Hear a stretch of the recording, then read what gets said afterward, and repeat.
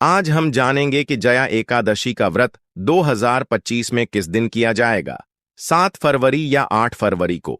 इस बार लोग असमंजस में हैं कि जया एकादशी कब है, इसीलिए हम आपको इस वीडियो में बताएंगे।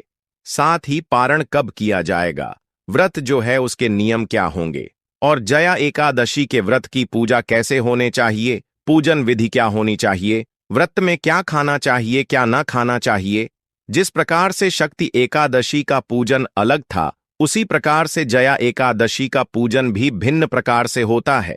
व्रत विधान एक जैसा हो सकता है, परंतु पूजा विधान और पालन विधान में भिन्नता होती है। हम प्रत्येक एकादशी के बारे में विस्तृत जानकारी जो पुराने में वर्णित है, आपके लिए लेकर आते हैं।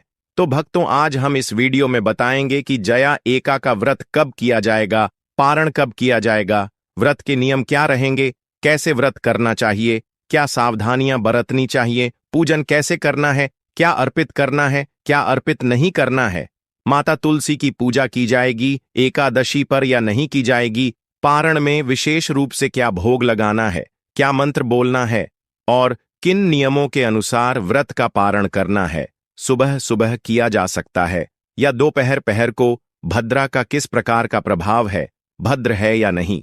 इस प्रकार से संपूर्ण जानकारी आने वाली एकादशी के बारे में इस वीडियो में प्रदान की जाएगी, इसलिए भक्तों वीडियो को पूरा ही देखना होगा। बहुत ही ज्ञानवर्धक वीडियो है। वीडियो को काट काट कर देखने से आपको संपूर्ण जानकारी प्राप्त नहीं होगी, इसलिए वीडियो के अंत तक बने रहे। अपने व्रत की सफलता के लिए और मनवांछित फल प्राप्त करने के लिए कमेंट बॉक्स में अवश्य लिखें ओम नमः भगवते वासुदेवाय या जय श्री हरि विष्णु।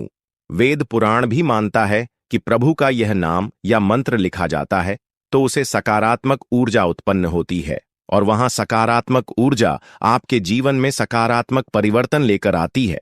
तो सकारात्मक परिवर्तन के लिए, सभी कठिनाइयों को दूर करने के लिए अवश्य ही आपको भगवान का यह मंत्र लिखना चाहिए या बोलना चाहिए। ओम नमः भगवते वासुदेवाय। आप देख रहे आपका पसंदीदा नया योग टीवी चैनल। हम यहाँ पर जो जानकारी देते हैं वह ज्योतिष शास्त्र पर, धर्मशास्त्र पर और पंचांग पर आधारित होती है। हमारा उद्देश्य है जनहित जन कल्याण करना, इसलिए आपको जो भी जानकारी दी जाती है वह बिल्कुल फ्री माध्यम से दी जाती है। हम इन जानकारी का आपसे कोई पैसा नहीं लेते हैं। हमारे द्वारा बताई हुई संपूर्ण जानकारी शास्त्रों पर आधारित होती है। मन गणत पुरा मन से कुछ नहीं बोलते हैं। जो शास्त्र कहते हैं, जो शास्त्रों में लिखा है, वही आपको बताते हैं। तो अगर आप सभी व्रत और त्योहारों की शास्त्र अनुसार सही जानकारी प्राप्त करना चाहते हैं तो चैनल को कृपया सब्सक्राइब कर लीजिएगा और बेल आइकन को अवश्य दबा दीजिएगा। इससे जो हमारी नई वीडियो अपलोड होती है वह आपको सीधे नोटिफिकेशन के माध्यम से प्राप्त हो सके। वीडियो थोड़ा सा भी अच्छा लगे तो कृपया उसे लाइक अवश्य कर दीजिएगा, क्योंकि हम बहुत प्रयास करती है, बहुत मेहनत करते हैं आप तक हम इस तरह की ज्ञानवर्धक जानकारी वीडियो के माध्यम से पहुंचाने के लिए बहुत रिसर्च वर्क करना होता है। तो आप जब एक लाइक करते हैं तो हमारा उत्साह वर्धन होता है और हम दूसरे वीडियो के लिए उत्साह के साथ लग जाते हैं। एकादशी जो माघ मास के शुक्ल पक्ष की एकादशी होगी, जिसका नाम है जया एकादशी। प्रत्येक माह में 2 पक्ष होते हैं और दोनों पक्षों में एक एक एकादशी आती है। कृष्ण पक्ष की एकादशी थी जो जनवरी में रही, आप आ रही है जया एकादशी जो फरवरी में होगी, और माघ मास की दूसरी अर्थात शुक्ल पक्ष की भीष्म एकादशी की एक विशेषता यह भी है जो शायद आपको बहुत कम लोग बता पाएंगे। एकादशी भी कहा जाता है और इस भीष्म एकादशी भी एकादशी क्यों कहा जाता है, पहले यह जान लेते हैं, क्योंकि यह बहुत ही विशेष महत्व रखता है इस एकादशी में, और इसके बारे में जानकारी बहुत से लोग आपको दे भी नहीं पाएंगे, क्योंकि यह शास्त्रों के गुण रहस्य से निकल गई जानकारी है हमारे द्वारा। इसमें आप सभी ने विष्णु सहस्त्र नाम का पाठ तो किया ही होगा। विष्णु सहस्त्र नाम भगवान विष्णु का एक चमत्कारी स्तोत्र है। जो कोई इसका पाठ करता है उसके सभी इच्छाएं भगवान विष्णु पूरी करते हैं। आज ही के दिन अर्थात इस एकादशी के दिन ही विष्णु सहस्त्र नाम का उद्गम हुआ था, अर्थात यह उनका जन्म दिवस भी होता है।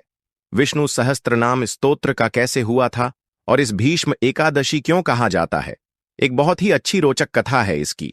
और इतना शानदार वृतांत है। इसमें बहुत सुंदर और लोकप्रिय कथा है। यह भगवान कृष्ण, भीष्म पितामह और अर्जुन से संबंधित इसमें कथा आती है, वृतांत आता है, महाभारत से संबंधित है।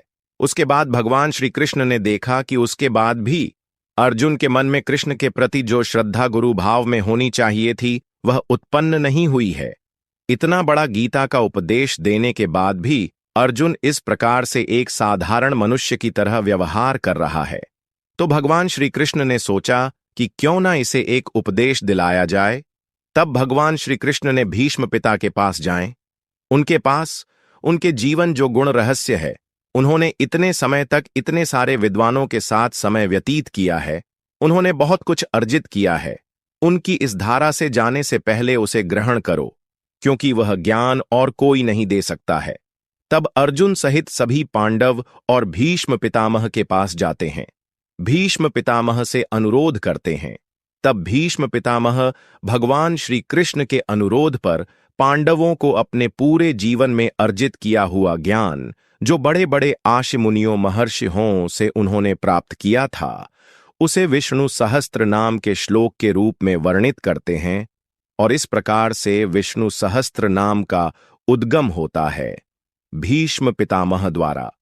और वह जो दिन था ना, वह कोई और दिन नहीं था, उसे दिन जया एकादशी ही थी। इसीलिए इस दिन से एकादशी को भीष्म एकादशी के नाम से भी जाना जाने लगा। इस प्रकार से यह जया एकादशी, भीष्म एकादशी का ऊपर से विष्णु सहस्त्र नाम, जो भगवान श्री हरि विष्णु का सबसे शक्तिशाली स्तोत्र, उसका जन्म दिवस, उसका उगम दिवस, बहुत अद्भुत दिन हो गया है। किया जाने वाला पुण्य कर्म अन्य एकादश यों से कहीं गुना अधिक होता है, यह वर्णन शास्त्रों में मिलता है। तो लिए अब हम आरंभ करते हैं कि किस प्रकार से आपको इस विष्णु सहस्त्र नाम उद्गम एकादशी, विश्व में एकादशी या जया एकादशी का पूजन करना चाहिए, संकल्प करना चाहिए। यह बताते हैं एकादशी वाले दिन व्यक्ति को सुबह सूर्योदय से पहले उठना चाहिए और स्नान आदि से निर्मित होकर, जो एकादशी का व्रत नहीं कर रहे हैं, ना तो पहले उठना चाहिए और यह पूजन करना चाहिए। यह भिन्नता है। इस एकादशी में व्रत के अलावा जो व्रत नहीं कर रहे हैं, वह भी इस दिन भगवान श्री हरि का आशीर्वाद किस प्रकार से प्राप्त कर सकते हैं, यह आपको वर्णन करते हैं। और साथ ही पूजा विधि भी बताते हैं कि किस प्रकार से पूजन करना है, जो व्रत कर रहे हैं उनको और जो व्रत नहीं कर रहे हैं उनको। क्योंकि पूजा विधि दोनों के लिए से ही रहने वाली है, एक ही रहने दो। सूर्य उदय से पहले उठ जाएं, उठने के बाद स्नान आदि करके स्वच्छ वस्त्र धारण करें और आपका जो पूजा स्थल है, जहां आप बैठकर पूजन करते हैं, वहां आसन लगाकर बैठे हैं। उससे पहले सामग्री एकत्र कर लीजिए। सामग्री में क्या क्या एकत्र करेंगे? एक तांबे का लोटा लीजिएगा, उसमें पहले थोड़ा गंगा जल भरेगा, उसके बाद उसमें शुद्ध जल भर लीजिएगा। भगवान श्री हरि की एक तवीर दीजिएगा। जिसने माता लक्ष्मी साथ में हो तो यह सर्वोत्तम रहेगा। अगर हो सके तो भगवान विष्णु और माता लक्ष्मी की मूर्ति भी ले सकते हैं, जो कि बैठी हुई अवस्था में होनी चाहिए। रोली के स्थान पर इस एकादशी पर आपको गोपीचंद लेना चाहिए। सफेद तिल ले लीजिएगा। अर्पित करने के लिए पीले फूल का विशेष विधान है। जया एकादशी पर यदि पीले फूल मिलते हैं तो बहुत उत्तम है, क्योंकि श्री हरि विष्णु को पीला रंग अत्यधिक प्रिय है। तो हो सके तो पीले फूलों की एक माल ले लीजिएगा या फिर खुले फूल ले लीजिएगा। अधिक ना मिले तो जितना मिले उतना ले लीजिएगा। धूप रखिएगा, दीप रखेगा। गोल बाती वाला दीपक लगाइए के रूप में अर्पित करने के लिए। या तो आप इस दिन केसर युक्त मिठाई लीजिएगा, अगर आपके पास मिल जाती है। केसर की बर्फी मिठाई में भी कौन सी केसर की बर्फी यदि मिलती है तो बहुत उत्तम है। अगर केसर की बर्फी नहीं मिलती है तो कोई बात नहीं। माघ मास में तेल का बड़ा महत्व है, इसीलिए आप तिल का लड्डू भी ले सकते हैं। पान का पत्ता लीजिएगा, लौंग लीजिएगा, सुपारी लीजिएगा, इलायची दीजिएगा।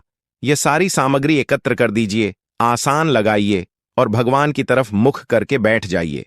देखिए, भगवान श्री विष्णु की पूजा करते समय आप पूर्व की ओर मुख कर सकते हैं, अन्यथा पश्चिम बहुत उत्तम रहता है। उत्तर में भगवान शंकर की तरफ मुंह किया जाता है। पश्चिम में भगवान विष्णु का वास है, तो आप पश्चिम की ओर मुख करके बैठे तो उत्तम है।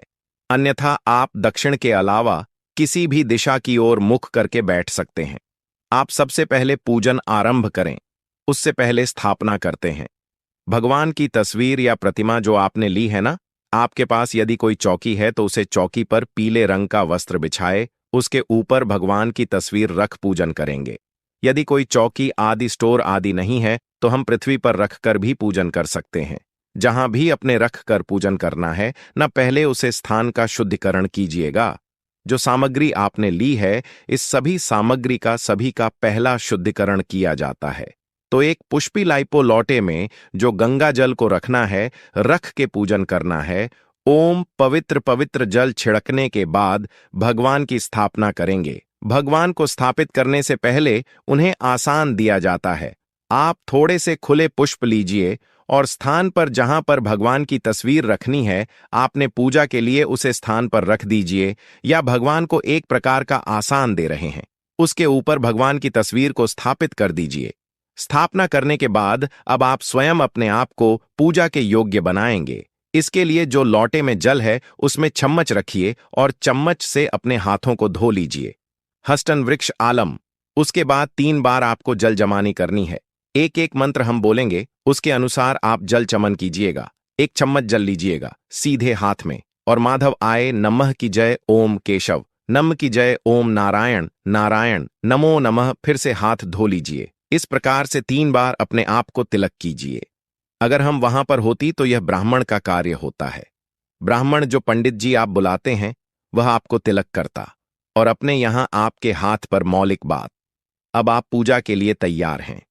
पूजन आरंभ करेंगे। एक विषय का ध्यान रखें कि जब आप पूजा में बैठे हो तो भगवान को गोपी चंद लगाइए।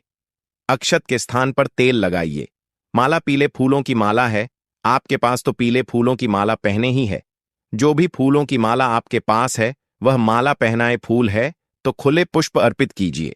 धूप को जलाइफ दिखाइए, दीप जले, और दीप दिखाइए। दीपक को जब भगवान के सामने रखेंगे तो दीपक के नीचे आप पुष्प के रूप में आसान रख रखेगा। उसके ऊपर आप दीपक को रखेगा तो दिखाएगा, दीप दिखाएगा, जो आपकी पूजा के साक्षी होते हैं। के बाद आप भगवान को अर्पित करेंगे नैवेद्य में। यदि आपके पास केसर की बर्फी है तो वह भगवान को अर्पित कीजिए। अगर आपके पास तिल